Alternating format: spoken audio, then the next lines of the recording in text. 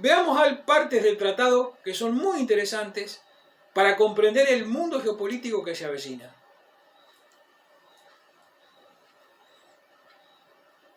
Dice las partes declarantes, tanto Federación Rusa como República Popular China: hay una creciente interrelación e interdependencia entre los estados.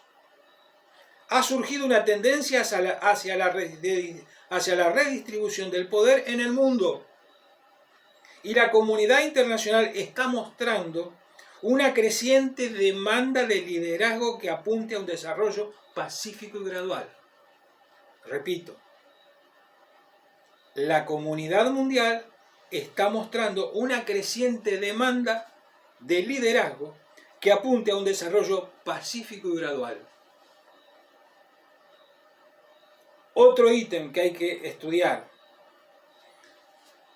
ambas partes se comprometen a buscar la genuina multipolaridad con las Naciones Unidas y su Consejo de Seguridad para que desempeñe un papel central y coordinador, promueva relaciones internacionales más democráticas y garantice la paz, la estabilidad y el desarrollo sostenible en todo el mundo.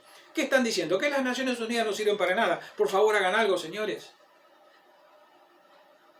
Ustedes surgieron, Naciones Unidas, como resultado de la Segunda Guerra Mundial, para que no hubiera más guerras. ¿Por qué no pueden actuar? ¿Qué está sucediendo? Porque está bien que el Consejo de Seguridad, el poder de veto lo tienen las potencias aliadas ganadoras de la Segunda Guerra Mundial, como Rusia, como Inglaterra, Francia, Reino Unido, y fue incorporada China. China continental. Las partes comparten el entendimiento de que la democracia es un valor humano, un privilegio de un número limitado de estados. Pero acá viene lo interesante. No existe, dice, una plantilla única para guiar a los países en el establecimiento de la democracia. Una nación puede elegir las formas y métodos de implementar la democracia que mejor se adapten a su estado particular y en función de su sistema social y político, sus antecedentes históricos, tradiciones y características culturales únicas. Corresponde únicamente al pueblo del país decidir su estado democrático. ¿Qué está diciendo con esto? Que la democracia no es un valor universal que se trasplanta matemáticamente como partidos políticos. Cada país tiene su idiosincrasia nacional y su forma de elegir sus representantes. Un caso patente lo tenemos con Egipto. En Egipto hubo una revolución contra Hosni Mubarak, que era un autócrata que gobernaba Egipto desde hacía muchísimo tiempo. Se produce una revolución de jóvenes, fomentada también por las redes. Se convoca a elecciones. ¿Y quién gana las elecciones? Los hermanos musulmanes. ¿La primavera árabe? Exacto, la primavera árabe. Los hermanos musulmanes, que es una herramienta extrema del islamismo. Bien. Estábamos hablando de Egipto. Ganan los hermanos musulmanes la elección. ¿Cómo? ¿No estábamos con la democracia? ¿No apoyábamos la democracia? Bueno, ganaron los islamistas radicales. Ya vamos a hablar de lo que son los hermanos musulmanes. Y vamos a hablar del teórico que fundó los hermanos musulmanes, Budka, que tiene un libro que se llama Squid, que es el arma escrita que usó el ISIS para justificar la fundación del Estado Islámico. Ya vamos a hablar de eso también en otra entrega. Volviendo a esto. Egipto es una clara demostración de la hipocresía de Estados Unidos. Cuando, a través de la revolución o la primavera árabe, volvía la democracia a Egipto, que había sido gobernado dictaduras militares como la de Gamal Abdel Nasser, y luego viene Anwar el Sadat, y luego viene Mubarak, que son gobiernos autoritarios. Se llama elecciones y gana el islamismo, los hermanos musulmanes. ¿Qué hizo el ejército de Egipto, que es de tendencia pro-norteamericana? Derrocó al gobierno. Y ahí lo tienen al presidente al-Sisi gobernando. Señor Biden, ¿cómo es el tema? ¿Democracia en un lado sí y en otro no? ¿Cómo es la vara para definir esto? Ah, claro, es un aliado estratégico importante Egipto. Oh, claro. Está el canal, el estrecho de Suez. Pero bueno, hay que ver entonces todo este tipo de cosas. Volvamos al tratado de la Federación Rusa con la República Popular China. Las partes creen que la defensa de la democracia y los derechos humanos no deben utilizarse para presionar a otros países. Se oponen al abuso de los valores democráticos y a la injerencia en los asuntos internos de los estados soberanos con el pretexto de proteger la democracia y los derechos humanos y cualquier intento de incitar a divisiones y confrontaciones en el mundo. Las partes buscan avanzar en su trabajo para vincular los planes de desarrollo de la Unión Económica Euroasiática. Unión Económica Euroasiática. Acá tenemos una propuesta de eje político bien clara, de un nuevo eje político. Rusia y China están comenzando a dibujar el nuevo mapa geopolítico mundial. Eso hay que verlo venir. Sobre todo comercialmente, China a través de la ruta de la seda. Ya vamos a aclarar y a hablar sobre ese tema.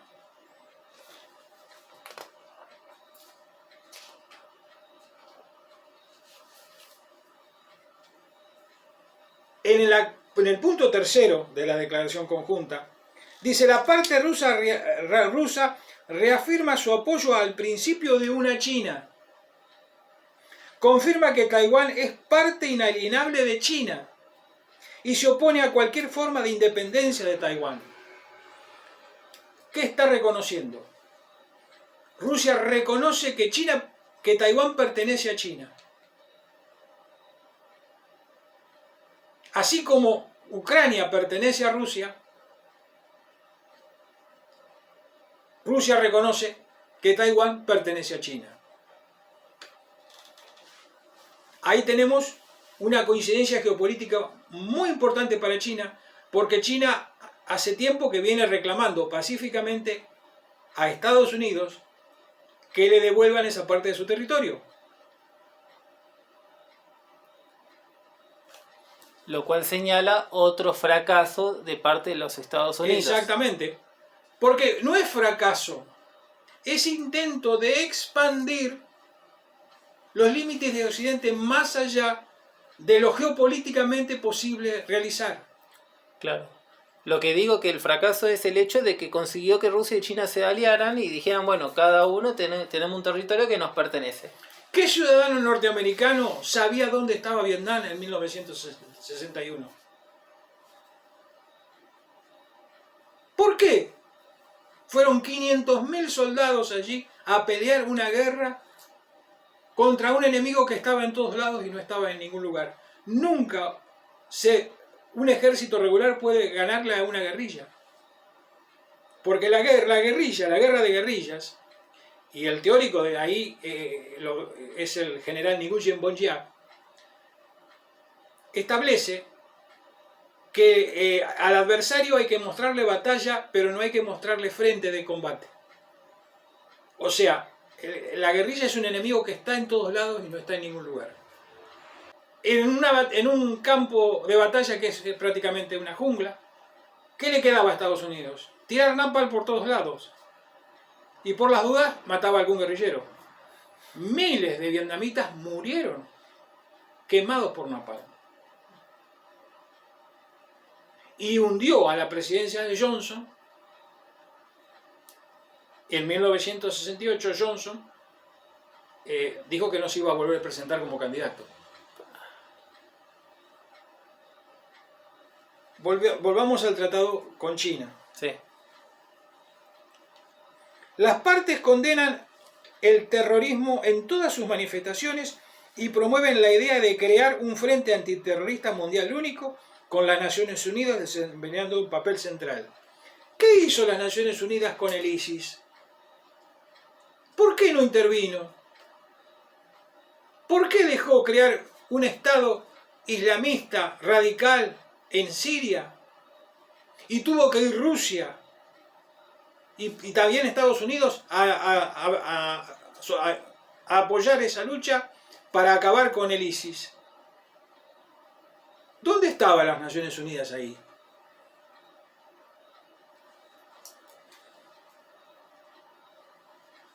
Escuchen esto que es muy importante. Rusia y China se oponen a los intentos de fuerzas externas de socavar la seguridad y la estabilidad en sus regiones adyacentes, comunes. Tienen la intención de contrarrestar la interferencia de fuerzas externas en los asuntos internos de otros soberanos. Bajo cualquier pretexto, se oponen a las revoluciones de color. Se oponen a las revoluciones de color y aumentarán la cooperación en las áreas antes mencionadas. Pero, ¿cómo revolución de color? ¿Qué son las revoluciones de color? Es el nombre colectivo que han recibido una serie de movilizaciones políticas en el espacio ex-soviético, llevadas a cabo contra líderes considerados autoritarios, acusados de prácticas dictatoriales o de amañar las elecciones o de otras formas de corrupción. Entre ellas las manifestaciones que suelen adoptar como símbolo un color específico, que da nombre a su movilización. Este fenómeno surgido en Europa Oriental también tuvo posterior repercusión en Oriente Medio. Las revoluciones de color las fomenta el globalismo. Divide a los pueblos y crea la idea de que el gobierno de que está en el poder es autoritario. Y embarca a los jóvenes en propuestas idealistas que nunca se van a llevar a cabo. En Ucrania, la revolución de color tuvo el nombre de Euromaidán, que fue el derrocamiento de un gobierno prorruso elegido por el pueblo en Kiev, donde sale la juventud a enfrentar eso. Entonces, esas son las revoluciones de color. Son movimientos generados por fuerzas externas al país, usando a la juventud como herramienta para combatir supuestos dictadores autoritarios. Tanto Federación Rusa como China se oponen a las revoluciones de color.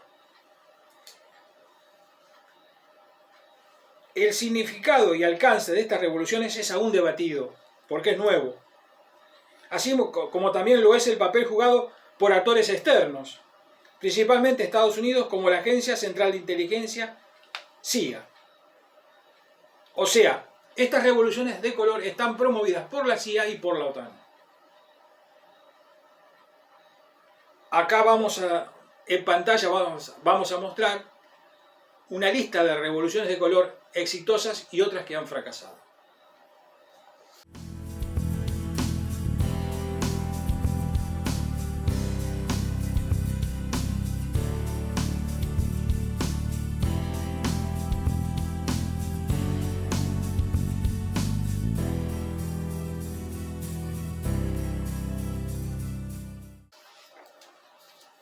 Sigamos con el acuerdo entre China y Federación Rusa. Las partes creen que ciertos estados, alianzas y coaliciones militares y políticas buscan obtener directa o indirectamente ventajas militares unilaterales en detrimento de la seguridad de otros, incluso mediante el empleo de prácticas y competencia desleal, intensificar la rivalidad geopolítica, fomentar el antagonismo y la confrontación, socavar gravemente el orden de seguridad internacional y la estabilidad estratégica mundial. También dice el llamado lateral a Estados Unidos para que responda positivamente a la iniciativa rusa y abandone sus planes de desplegar misiles terrestres de alcance intermedio y de alcance más corto en la región de Asia-Pacífico y Europa. Ambas partes le piden a Estados Unidos que retire los misiles que tiene en Europa y en la zona de Euro-Pacífico, apuntando a la Federación Rusa y apuntando a China.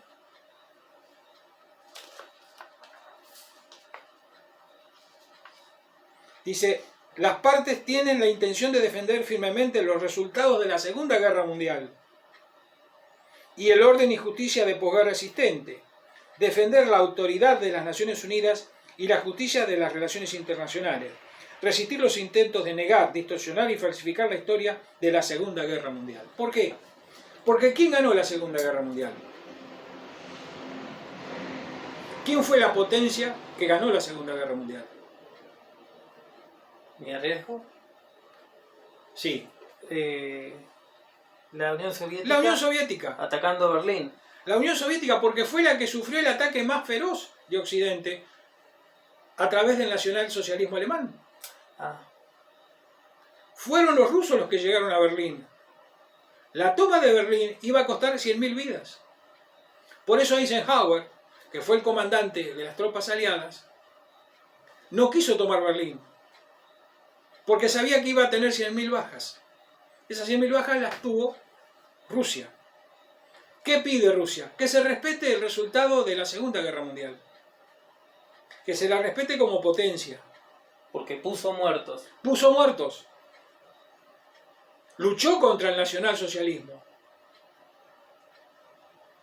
Luchó contra los nazis.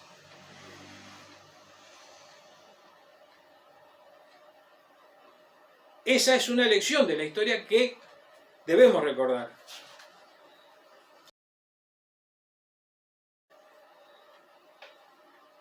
Ahora viene lo más importante del tratado.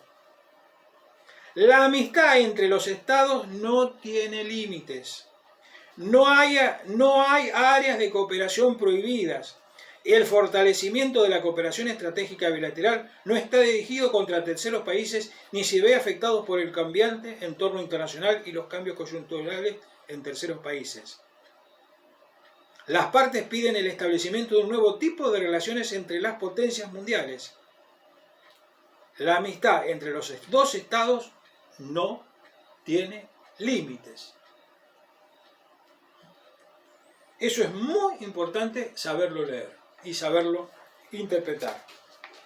Por ejemplo, dos estados, la amistad no tiene límite, siempre y cuando se benefician, como pasa ahora con Rusia y China. Exacto. Ambos reconocen que un territorio le pertenece. Rusia le dice, bueno, Taiwán sí te pertenece, China. Y China le dice, bueno, sí, Ucrania te pertenece. Exactamente, hay un reconocimiento recíproco. Incluso, China siempre ha reconocido la soberanía argentina sobre las Islas Malvinas, por ejemplo. Porque ellos tienen sus Islas Malvinas en Taiwán. Claro. Hay una razón geopolítica muy clara y muy concreta. Hemos finalizado esta entrega.